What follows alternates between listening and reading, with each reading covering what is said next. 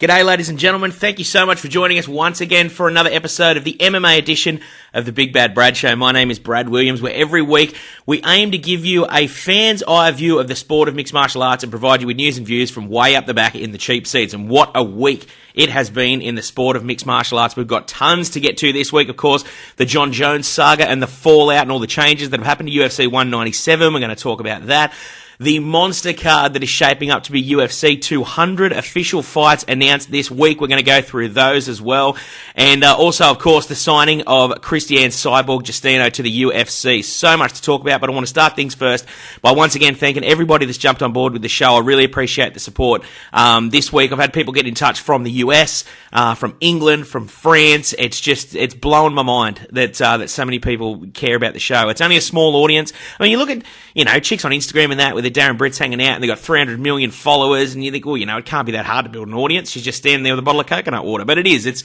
It's hard to get noticed and for people to care about what you're doing. So, there's only a handful of people that are checking out the show, but they really seem to be enjoying it. And one of the coolest things has been the people that have been getting in touch and saying that they don't even watch MMA. They've just heard the show or been shown the show, and me talking about it and my passion for the sport has encouraged them to check it out. That's the coolest thing ever. If only one person listens to this show and watches MMA that's never seen the sport before, I think it's such a cool thing. It's more than I could have ever hoped for. So I'll move on. I'm sorry, but I really appreciate it. So and obviously you found us somehow, but if you want to check it out, just search Big Bad Brad Show MMA on Facebook, or you can find us on Twitter at Big Bad Brad MMA. Right, so let's jump into it. And this week, first, the signing to the UFC finally of Christiane Cyborg Justino. For a long, long time, she's been considered, I would say, in my opinion, one of the top two fighters to never have fought in the UFC alongside Fedor Emelianenko.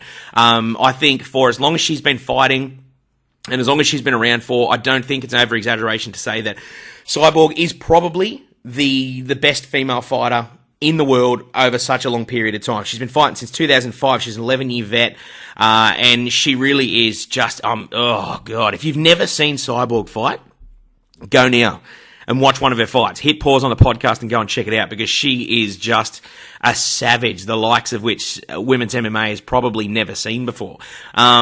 She's probably not as well known to casual fans as a Ronda Rousey or a Miesha Tate, but when it comes to what happens bell to bell, she is just something special to watch. And finally, this week it was announced that she'll be making her long-awaited UFC debut at UFC 198 against Leslie Smith, who of course is coming off a win at UFC Fight Night Brisbane over Rin Nakai, and this news was met with overwhelming praise from long-term fight fans that finally we're going to get to see Cyborg in the UFC. The biggest thing that kind of stopped things for Cyborg as far as making her debut is that she fights at 145 pounds, and the UFC currently doesn't have a women's featherweight division. She has long said that she just can't make 135 pounds. If you've never seen Cyborg, she's quite a muscular lady. Of course, she famously failed a drug test in 2012. She tested positive for anabolic steroids. But she has said for a long time, I physically cannot make 135 pounds. For a long time, when Ronda Rousey was just steamrolling everyone there, the general consensus was the only person left for her to fight would be Cyborg. And that was the thing that always stopped it. Cyborg always said, if Ronda's any sort of champion, she'll come up and fight me at 145 pounds. Ronda always said, I'm the champion, you don't make the rules, you come down and fight me at 135 pounds, and that's where things kind of fell down. Where this gets interesting is Leslie Smith's taken on Cyborg at 140-pound catchweight at UFC 198, which is smack bang in the middle between featherweight and bantamweight. Ronda's argument was always, I'm the champ, you come to my division. Ronda's not the champ anymore. So if there was ever a time for a fight between Cyborg and Ronda, it could very well be happening sometime this year. A lot of things have fallen into place. Cyborg's in the UFC now. Ronda said that she's not going to be back until November or December. The UFC is hoping to do their first ever show in Madison Square Garden in November. It's not outside the realm of possibility. But this edition of Cyborg to UFC 198 against Leslie Smith is just the latest addition to what is an absolutely stacked card in Curitiba, Brazil. They announced this week they sold out 45,000 tickets for this event, and there's no surprises for guessing why. If you look at the card, it is absolutely stacked in the purest sense of the word. You've got Matt Brown versus Damian Maia, Mauricio Shogun Hua on the card, Anderson Silva fighting Uriah Hall, Vitor Belfort versus Jacare Souza, and Fabricio Verdum defending the UFC Heavyweight Championship of the World against Stipe Miocic. It is an absolutely stacked card. It's going to be unreal. It's happening May 15th, Australian time, I do believe. So, we've got a little while to wait yet, but it's going to be absolutely huge. Congratulations to Cyborg on finally achieving her goal of reaching the UFC, and if she comes out on top over Leslie Smith, I don't think it's out of the question that a fight with Ronda Rousey could potentially be on the cards. I don't know what Ronda's plans are. I don't know if she'll ever come back. She said she's going to come back November, December, but, a lot can happen between now and then. So if she does and she was to fight Cyborg, it would be huge business for the UFC. So fingers crossed, and we'll keep you posted if anything comes about in regards to that. Also this week, it's been a little bit of the Jon Jones show. If you didn't know, former UFC light heavyweight champion Johnny Bones Jones had another run-in with the law in what has been a long string of dramas that he's been having in the last couple of years or so. Footage was released this week of him being pulled over for allegedly drag racing. And also having a verbal altercation with a police officer. He called him a pig, and it was just really bad look for Jon Jones. Then news came out this particular officer had dramas with racial profiling and things of that nature. But Jon Jones spent a couple of days in the clinic. He faced court earlier this week, and he was given 60 hours of community service, as well as ordered to undergo a anger management course and a driver improvement course. And Jon Jones said that he was fine. He was excited and still prepared for his fight at UFC 197 versus now UFC light heavyweight champion of the world, Daniel Cormier. So that was all good. Everyone was pumped. And then news broke that Daniel Cormier was injured. One of the first things that was interesting about this was that the news broke on April 1st in America. So everyone was like, yeah, very good. It's an April Fool's joke. Good stuff, boys. And then April 2nd rolled around and Daniel Cormier was still injured, and it was revealed that it was no joke. The long-awaited rematch between Jon Jones and Daniel Cormier would not be happening in April. So it was only announced just this morning, as of the recording of this show, that Ovent St. Preux would be stepping in as a replacement for Daniel Cormier, and that he would face Jon Jones at UFC 197 for the interim UFC light heavyweight championship. At first, I was a little bit surprised that it was announced that it would be an interim title fight. I don't think DC is expected to be out for all that long, but Dana White made a good point that Jon Jones never lost the light heavyweight title. He was stripped of the championship due to his incidents and goings-on outside of the cage. So he said it was only fair that he should get an opportunity to fight for a belt, and that's fair enough. I mean, the interim belts, they don't really mean anything, but it does add intrigue to the rematch, champion versus champion. It looks great on a poster.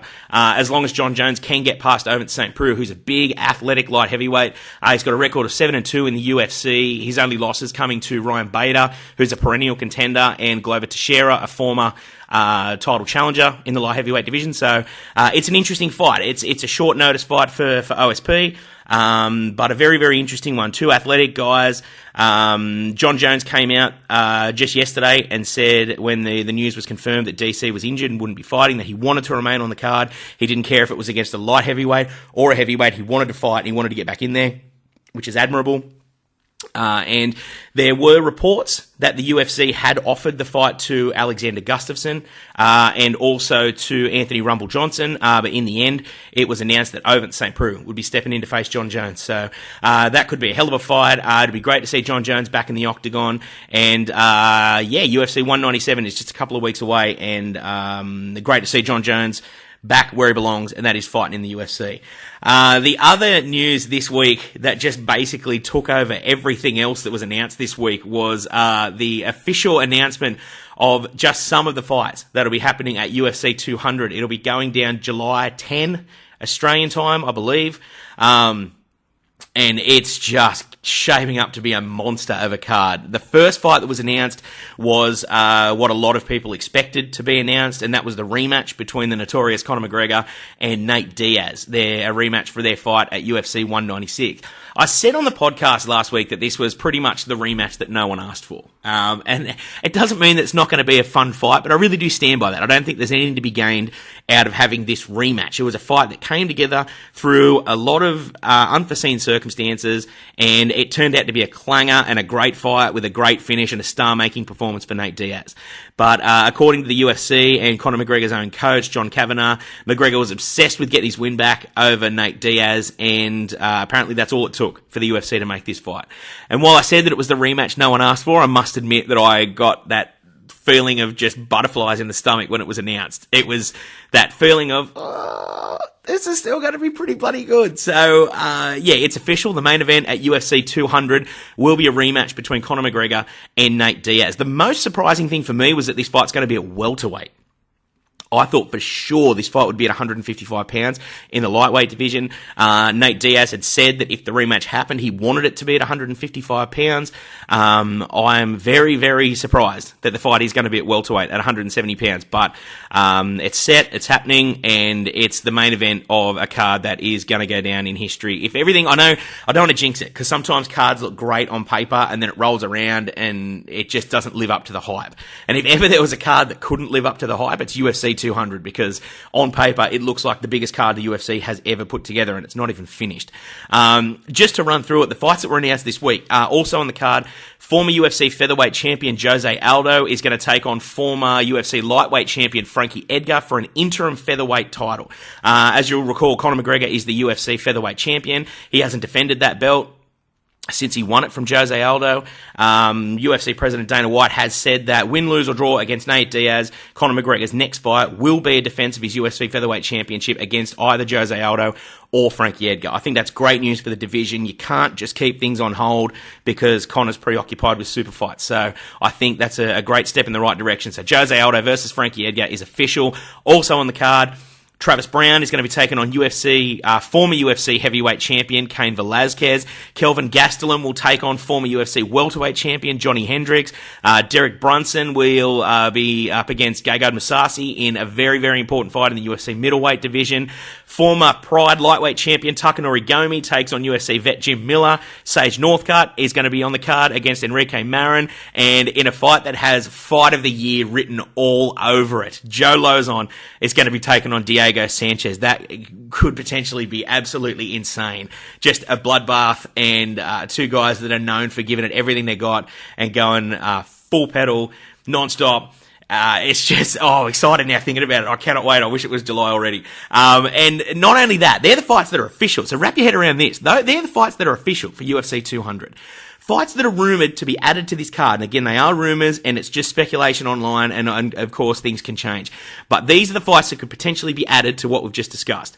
There are rumours that Georges St-Pierre will be returning to challenge Robbie Lawler for the UFC Welterweight Championship of the World.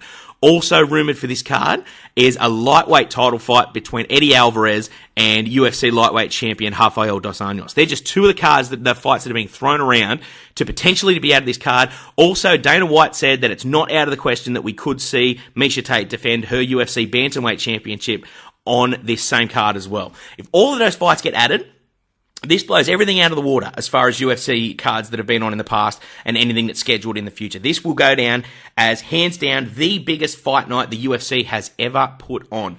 And it's just so exciting as a fan to have this potentially just blow everything that we've ever seen up to this point out of the water. I'm getting so excited talking about it now. I just think it's going to be absolutely amazing. And with all of those fights on the card and Conor McGregor and Nate Diaz selling the thing on top, it's just going to be something very, very special for UFC fight fans. And for UFC 200, being such a hallmark card, I think it's perfect. It's exactly what people needed. When the fights were first announced, there was some disappointment online about Conor and the rematch with Nate. But I think if you truly are a fight fan at your core and you can look at this card on paper and not be excited about what could potentially come of it, oh man, you've really got to reevaluate things, because it really doesn't get much better than this. There's not a fight that could be booked that's not on this card. There are title fights coming up. Obviously, Uriah Faber challenging Dominic Cruz for the UFC Bantamweight Championship. Luke Rockhold is scheduled to defend his title prior to UFC 200 against former middleweight champion Chris Weidman. So as far as fights that were available, there's nothing scheduled for this card that could potentially have been scheduled. As far as those rumoured fights go, that still remains to be seen. But if they all come together, joined with what we've already got locked and cocked and ready to go, UFC 200 is going to be something absolutely incredible. So with that said, that brings us to the end of another edition of the Big Bad Brad Show. Thanks so much for tuning in. You can find us on Twitter at Big Bad Brad MMA, or on Facebook, just search Big Bad Brad Show MMA. Thank you so much for checking it out, and I'll catch you next time.